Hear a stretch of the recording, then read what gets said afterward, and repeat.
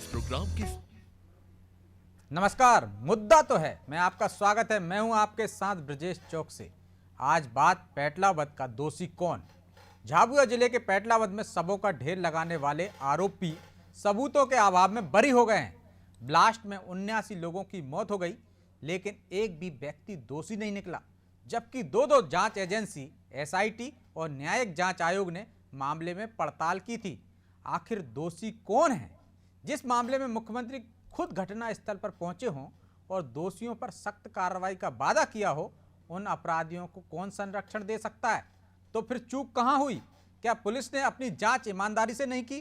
क्या जांच अधिकारी किसी दबाव में थे?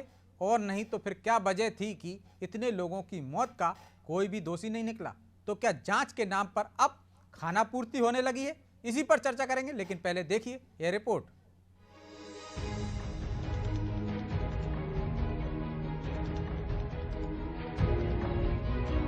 12 सितंबर 2015 का दिन झाबुआ जिले के लोग कभी नहीं भूल पाएंगे। इसी दिन पेटला वध की पटाखा फैक्ट्री में ब्लास्ट हुआ था, जिसने 79 से ज्यादा लोगों को मौत के घाट उतार दिया था।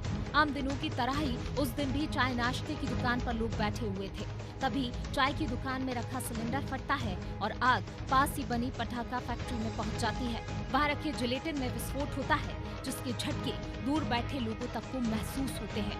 इतने दर्दनाक हादसे के बाद भी अफसरों ने जांच में बड़ी लापरवाही की। मामले की जांच भले ही एसआईटी कर रही हो, लेकिन दोषियों के खिलाफ कोई सबूत एकत्रित नहीं हो पाए, जिसके चलते 27 दिसंबर को मुख्य आरोपी धर्मेंद्र राठौर को कोर्ट ने बरी कर दिया था। हालांकि यह फैसला आने के बाद मुख्यमंत्री शिवराज सिंह चौहान ने नाराजगी जताकर गंभीर और सनसनीखेज मामलों के आरोपी बरी होने के कारणों की समीक्षा के निर्देश दिए। 21 फरवरी को कलेक्टर और कमिश्नर कॉन्फ्रेंस में भी चर्चा की जाएगी। हालांकि मामले में आरोपियों के दोष मुक्त होने के बाद सियासत शुरू हो चुकी है। पेटला वध कांड में कांग्रेस ने राज्य सरकार पर जमकर हमला बोला है, साथ ही कमजोर पैरवी किए जाने की बात भी कही। जब पेटला वध कांड हुआ और उसमें 76 लोगों की मौत हुई, तब सरकार ने बड़े बड़े दावे किए। खुद शिवराज सिंह जी वहाँ मौके पे गए, तमाम तरह के कांग्रेस के आरोपों को उन्होंने झुठलाया और दोषियों को कड़ी से कड़ी सजा की बात करी। लेकिन कैसी कमजोर पैरवी, अनुसंधान जांच कितनी कमजोर कि आरोपियों को फायदा मिला और सारे दोषमुक्त हो गए। तो आखिर इन 76 लोगों की हत्या का दोषी कौन, यह सवाल आज खड़े हो रहा है। जो 76 परिवार बर्बाद हो गए, उनकी हत्या का दोषी कौन। निश्चित तौर पर सरकार की लापरवाही, कमजोर पैरवी, कमजोर अनुसंधान के कारण ये स्थिति हुई है और सरकार अब उसको लेके जाग रही। सीएम के निर्देश के बाद गृह विभाग के ACS doctor Rajesh Rajora, ADG GP Singh, संचालक लोक अभियोजन अन्वेष मंगलम, सचिव गौरव राजपूत और विधि विभाग के एडिशनल सचिव ने वीडियो कॉन्फ्रेंसिंग के जरिए घटना वाले जिले के कलेक्टर और एसपी की बैठक ली, जिसमें जांच और अभियोजन में लापरवाही की बात सामने आई है। वहीं मामले में बीजेपी ने सरकार की तरफ से सफाई दी और कहा कि दोषियों के खिलाफ सख्त कार्रवाई की जाएगी। देखिए, मामला ये बहुत गंभीर रहा है जिस प्रकार की घटना हुई थी, और क्योंकि गृह विभाग के अधिकार क्षेत्र में है, अगर उन्हें लगता है कि किसी प्रकार के लूप होल्स रहे हैं, कोई अधिकारी या किसी और से पक्ष जो है वो मजबूती से नहीं रखा गया, तो पुनः जांच की जा सकती है। और इस प्रकार से जांच करके जो पीड़ित परिवार रहे हैं उन्हें न्याय दिलाने का प्रयास जो है वो गृह विभाग और प्रदेश की सरकार के द्वारा करने की पूरी कोशिश है। इतनी बड़ी त्रासदी में किसी ने अपने पिता को खोया, तो किसी ने अपने भाई को, किसी ने अपने बेटे को, तो किसी ने अपने पूरे परिवार को ही खो दिया। लेकिन मामले में जो दोषी निकले, उन्हें सजा न मिलना बहुत बड़ी विडंबना है। अफसरों की इस लापरवाही ने एक बार फिर पीड़ित परिवार के जख्म हरे कर दिए हैं। हालांकि सीएम के निर्देश ने एक उम्मीद जरूर जगाई है। बहरहाल अफसरों की लापरवाही सामने आने के बाद उन पर क्या कार्रवाई होती है, ये वक्त के साथ पता चलेगा। लेकिन सवाल यही कि आखिर पेटला वध कांड के दोषियों को सजा न मिलने का जिम्मेदार कौन है। ब्यूरो रिपोर्ट, अनादि टीवी।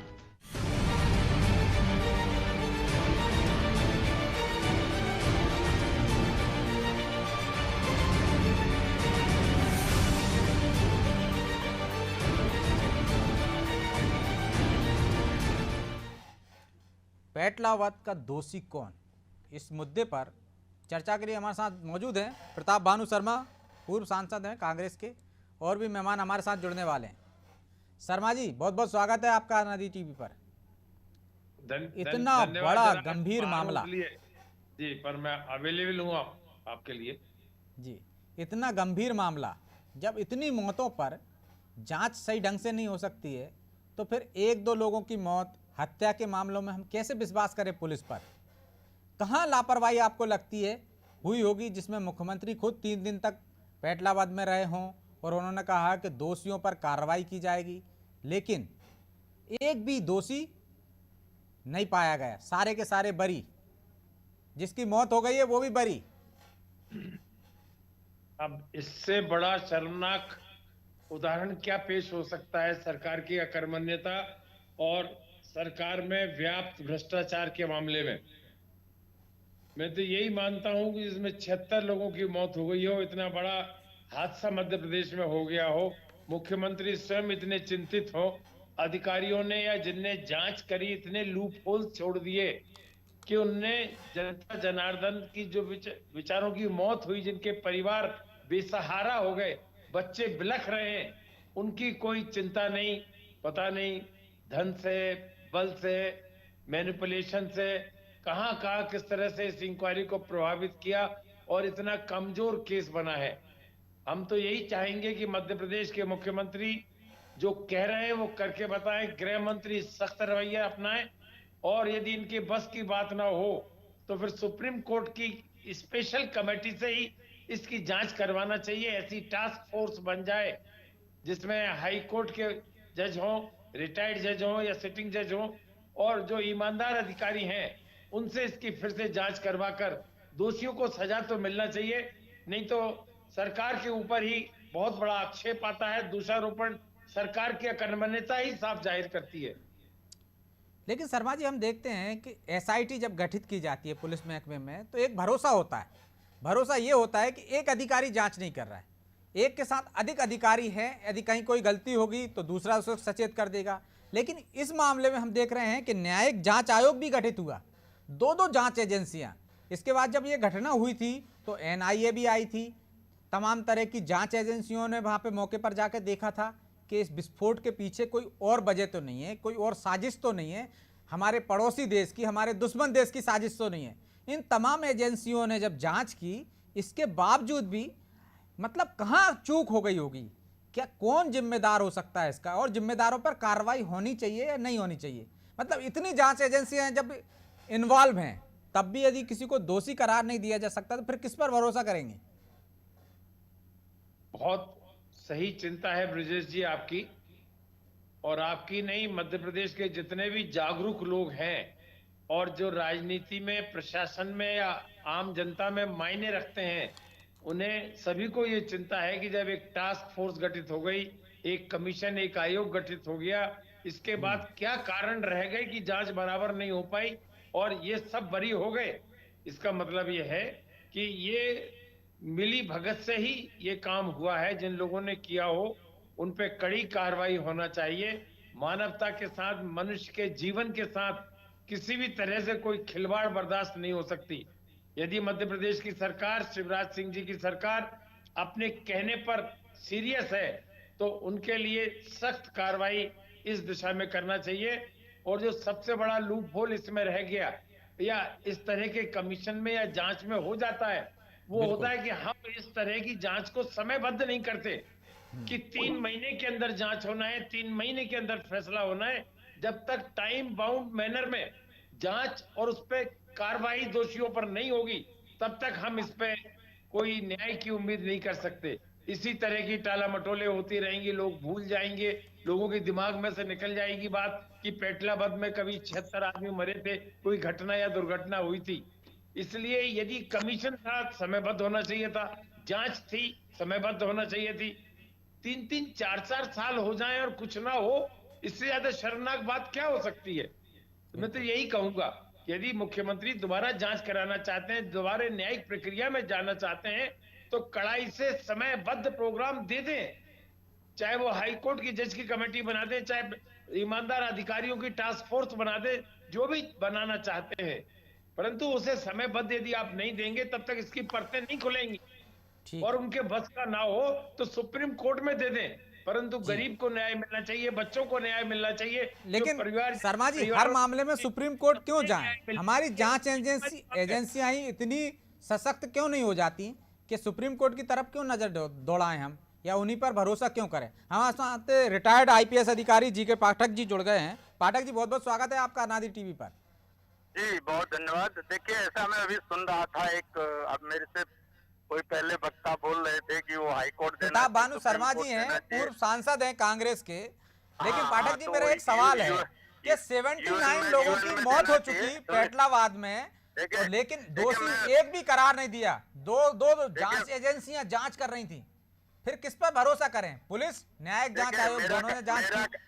मेरा कहना ये है कि जो हमारा सिस्टम है, मुझे लगता है ये मर चुका है जी। जब आप इन्वेस्टिगेशन करके चालान करते हैं कि इतना बड़ा केस है, तो इस केस में प्रत्येक गवाह की मॉनिटरिंग होती है। माना कि इतने लोगों की डेथ हुई, अगर 40 गवाह थे, कितने गवाह हॉस्टाइल हुए, कितने बच गए, जी क्या करना है? अगर इसका इन्वेस्टिगेशन मॉनिटर नहीं किया जा रहा है, तो उस जिले में जो भी डिस्ट्रिक्ट प्रोसिक्यूशन ऑफिसर हैं या जो वर्तमान व्यवस्था में कलेक्टर एसपी हैं, उनको ये देखना चाहिए था कि भाई क्यों नहीं हो रहा है, क्या प्रॉब्लम है, कहाँ पे दिक्कत जा रही है। जब सब खत्म हो गया, सब खराब हो गया, उसके बाद हम कह रहे हैं कि हमको हाई कोर्ट जाना चाहिए, सुप्रीम कोर्ट जाना चाहिए। आप किसी भी कोर्ट जाइए, जब तक मेन गवाह का, अब वो रिव्यू कर सकता है कोई भी आदमी, लेकिन गवाह की बयान तो जो बेसिक कोर्ट है वही लेता है। उसके बाद किसी भी कोर्ट को अधिकार नहीं है कि दूसरे का बयान ले। वो this is not legal process. Legal process की जो भी 40 गवाह थे, 35 गवाह थे, पुलिस अफसर उसमें जो इन्वेस्टिगेशन के थे, उनके बयान थे। तो ये देखना चाहिए, यही देखना पड़ेगा। दूसरा, क्या बयान देने के बाद भी कहीं पे उसको जजमेंट गलत हुआ है, तो निश्चित रूप से अपर कोर्ट उसको टर्न डाउन कर देगा वो जजमेंट को। लेकिन अगर माना कथन ही गलत हुए होंगे, तो फिर उसमें कोई भी कोर्ट आपको मदद नहीं करेगी। लेकिन पाठक जी, एक सिस्टम है पुलिस महकमे में कि गवाहों को संरक्षण देने की बात होती है। गवाह यदि हॉस्टाइल हो रहे हैं तो उस पर भी निगरानी की जाती है। इतने बड़े गंभीर मामले में आला अधिकारियों ने निगरानी नहीं रखी, कहीं ना कहीं तो चूक हुई है। या तो जांच जो कर रहे थे वो लापरवाही बरती है, तो उन पर कार्रवाई होनी चाहिए। पहले कह रहा हूँ ना कि भाई ये ऐसा कैसे हो सकता है कि जिसमें इतने लोग मर गए, जिसमें मुझे जहाँ तक याद है, अगर ये वही मैटर है, तो माननीय मुख्यमंत्री जी गए थे वहाँ, बहुत लंबा चौड़ा, हाँ, 3 दिन रुके थे, पब्लिक के बीच में बैठे थे, वादा किया था, मृतकों को 5-5 लाख रुपए देने की बात हुई थी, जो घायल हुए थे उनको भी। हम मतलब मेरा केवल कहना है कि हम काहे के प्रोफेशनल हैं। हम सारे लोग प्रशासन में जो भी बैठे हैं, हम बिल्कुल प्रोफेशनल नहीं है। हम खाली बस अपनी कुर्सियों के पाए टिकाए बैठे हुए हैं सब लोग।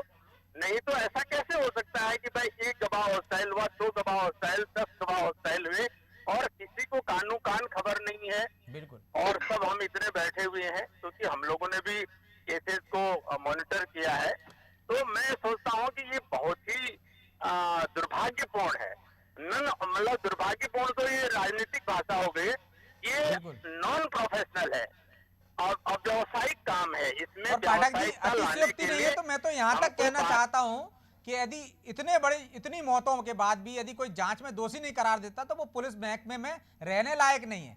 इतने ज्यादा गवाह होंगे, उसमें इतने ज्यादा सबूत होंगे कि आप यदि जस्टिफाई नहीं कर सकते हो, सबूत जुटा नहीं सकते हो, तो आपको पुलिस में रहने का हक ही नहीं है। देखो ब्रजेश जी, उसमें 2 चीजें हैं। पहली चीज ये देखना पड़ेगा कि कितने लोग हॉस्टाइल हुए हैं जी।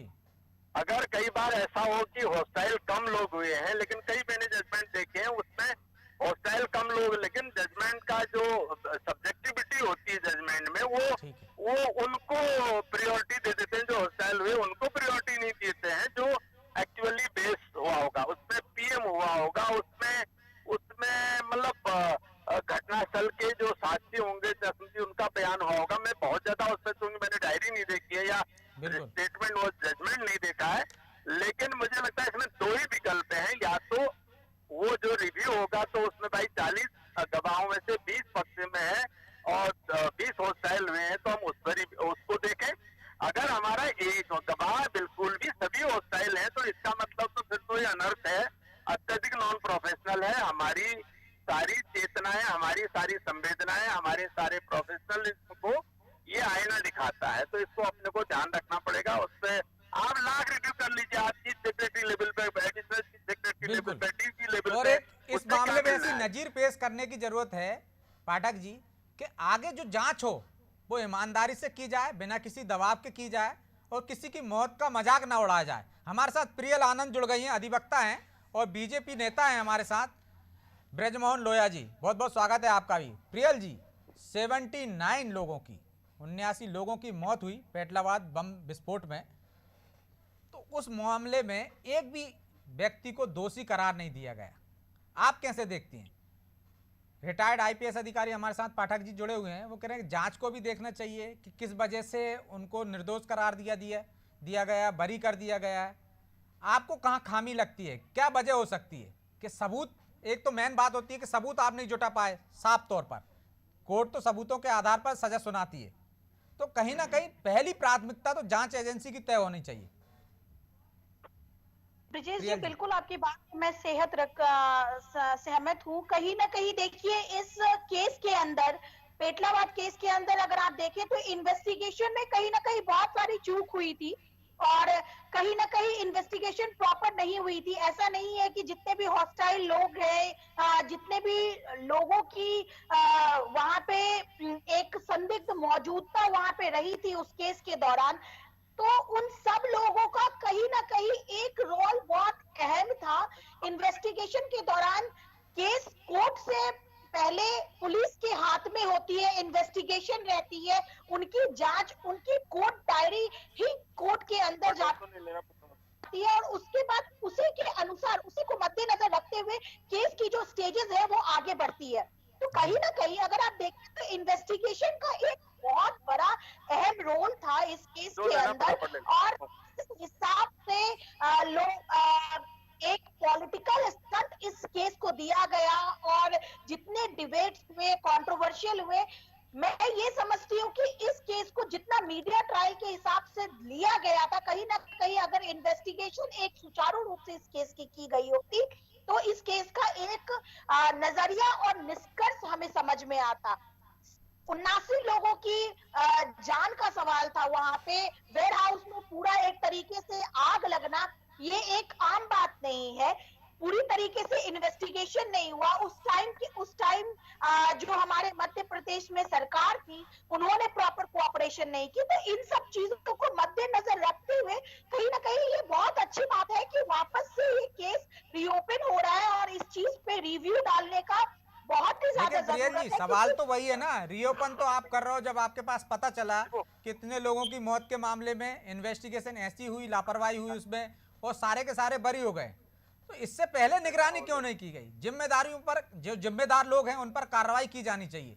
सबसे बड़ा सवाल तो यही है कि आप बाद में जब पूरी खेत लुट गया आपका, चिड़िया चुग गई खेत, तब आप जागे तो क्या मतलब हुआ? इसमें मैं एक बात कहना चाह रहा था, मैं अभी सुन रहा था इनको, मैडम को, मैं बोल सकता हूँ? जी पाठक जी बोलिए। प्रियल जी मैं आपके पास आ रहा हूं। देखिए मैडम ये कह रही थी कि वो पूरा अनुसंधान गलत हुआ था। एक एक ऐसे बोल रहे हैं, जरा पूछे क्या इनने केस डायरी देखी है क्या? मुझे लगता है इन्वेस्टिगेशन तो बहुत, इस केस में बहुत भयंकर ढंग से इन्वेस्टिगेशन की स्क्रूटनी की होगी डिस्ट्रिक्ट प्रोसिक्यूशन। लेकिन पाठक जी आपने कम से कम 40 साल पुलिस महकमे को दिए, ये तो आप जानते हैं ना कि कोर्ट सबूतों के आधार पर फैसला देती है, इन्वेस्टिगेशन में ही चूक हुई होगी ना। सुनिए मेरी बात पूरी, एक बात सुन लीजिए। मेरा कहना केवल ये है कि कहीं ऐसा तो नहीं कि इन्वेस्टिगेशन में जो बयान लोगों ने दिए थे जी, वो ट्रायल के दौरान सारे के सारे गवाह इनके हॉस्टाइल हो गए, कहीं ऐसा तो नहीं हुआ है? अगर ऐसा हुआ है कि अगर गवाह बदल गए हैं कोर्ट में, तो ये काम जो है ये वहाँ के एसपी को, वहाँ के कलेक्टर को, वहाँ के जो डिस्ट्रिक्ट प्रोसिक्यूशन ऑफिसर को क्रमशः जब इन्वेस्टिगेशन चल रहा था वो देखना चाहिए था। बिल्कुल। अगर वो नहीं देखा गया है तो उस पर हमें बात करनी पड़ेगी। नंबर 1, केवल 2 पॉइंट है इसमें, तीसरा पॉइंट नहीं है। दूसरा पॉइंट है कि अगर माना बयान अच्छे हुए हैं, कुछ लोग हॉस्टाइल हुए हैं, तो हम रिव्यू करेंगे। वो रिव्यू करने के बाद ये तय होगा कि भाई हाँ ये जजमेंट गलत है। लेकिन पाठक जी आज की तारीख में फॉरेंसिक इन्वेस्टिगेशन होती है, अन्य तथ्य भी रहते हैं ना गवाहों के अलावा। यदि गवाह पलट रहे थे तो इसकी जिम्मेदारी भी तय होनी चाहिए ना। आप गवाहों को संरक्षण देने की बात करते हो, सिस्टम में संरक्षण देने की बात होती है, तो फिर तब आप क्यों नहीं देख रहे थे कि गवाह हॉस्टाइल हो रहे हैं? कुछ हो ही नहीं सकता, दूसरा कोई विकल्प ही नहीं है। लोया जी, चिड़िया चुग गई खेत तब जागे, मतलब इतने दिनों से इन्वेस्टिगेशन चल रही थी, आपने जो गंभीरता दिखाई थी, सरकार ने जो गंभीरता दिखाई थी, वो गंभीरता आपकी बाद में नहीं दिखी। पहले मीडिया ट्रायल हुआ तो आप गंभीर दिखे, लेकिन बाद में आपने भगवान भरोसे छोड़ दिया। जब आपको पता चला कि बरी हो गए हैं, तब आप जागृत हो रहे हो कि नए सिरे से हम देखेंगे कि कौन दोषी है, किसने जांच सही से नहीं की है, कौन जिम्मेदार है। कार्रवाई क्यों नहीं? ये पहले ही तय कर लेना चाहिए था कि अपराधी को दोषी करार देने के लिए क्या क्या इंतजाम किए जा सकते थे। ये एक मामला नहीं है, ऐसे 10 मामले चिन्हित किए गृह विभाग ने और अब उन पर रिपोर्ट मांगी है। देखिए, चिन्हित करने का काम भी सरकार ने किया है और ये भी सरकार ने सुनिश्चित किया है कि कहाँ गलती हुई।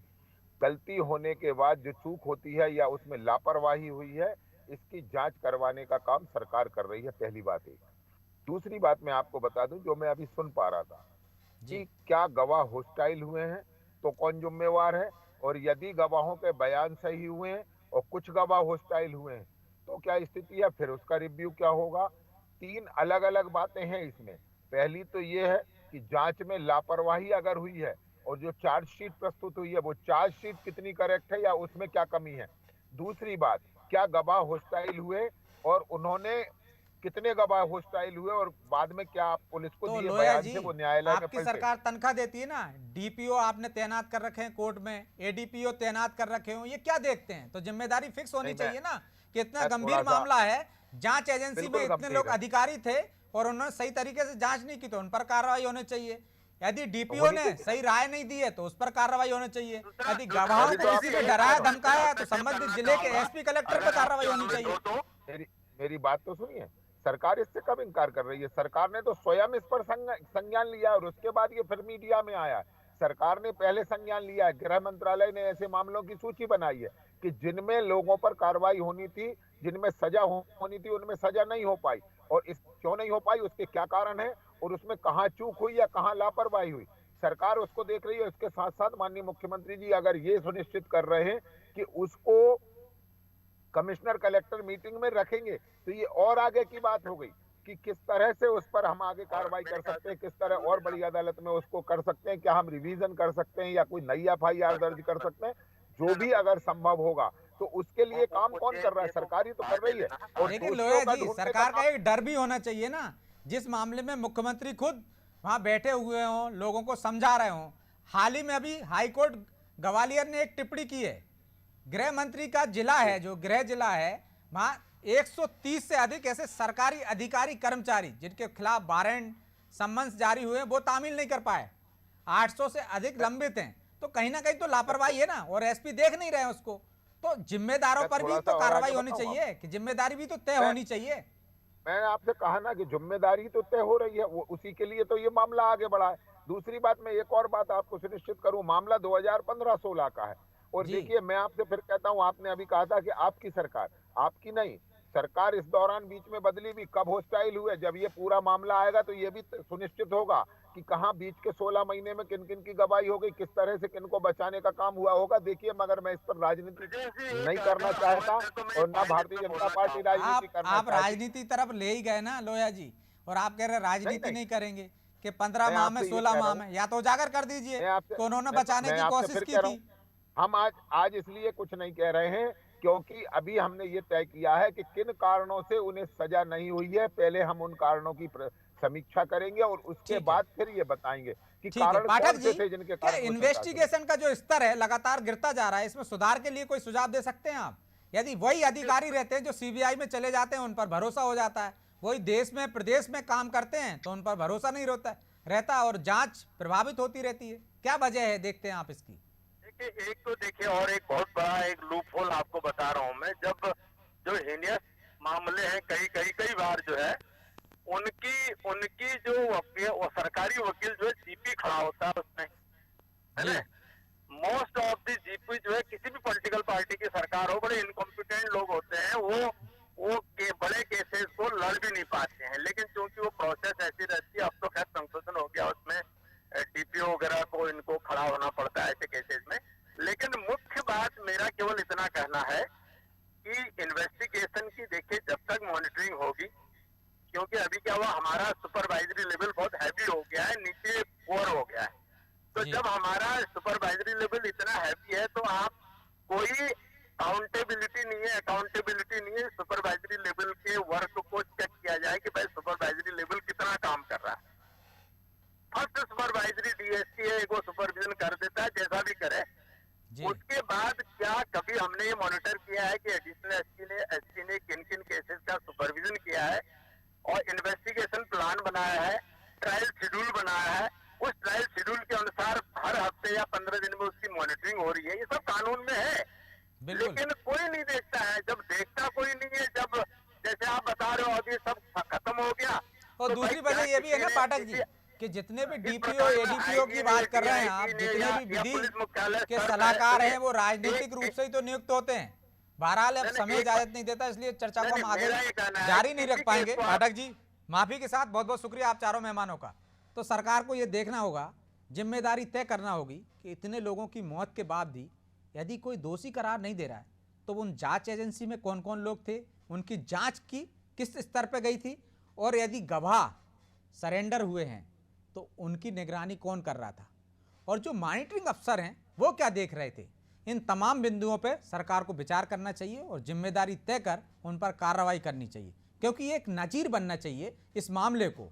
क्योंकि छोटे मामलों पर आप बहस नहीं करते हैं, आपकी जानकारी में नहीं आते। कई आरोपी निर्दोष करार दे दिए जाते हैं जांच के अभाव में, या जांच उस स्तर से नहीं होती है, सबूत नहीं जुटाए जा सकते, क्योंकि कोर्ट सबूतों के आधार पर फैसला देता है। उम्मीद है सरकार इस पर विचार करेगी और एक बार कठोर कार्रवाई करेगी, ताकि आगे जो अफसर इस तरह के मामलों में जांच करेंगे वो ये देखेंगे कि पहले के मामलों में किस तरह से सरकार सख्त थी, तो उस तरह से ईमानदारी से बिना दबाव के कार्रवाई करेंगे। मुद्दा तो है। मैं आज इतना ही, मुझे दीजिए इजाज़त और आप देखते रहिए अनादि टीवी। नमस्कार।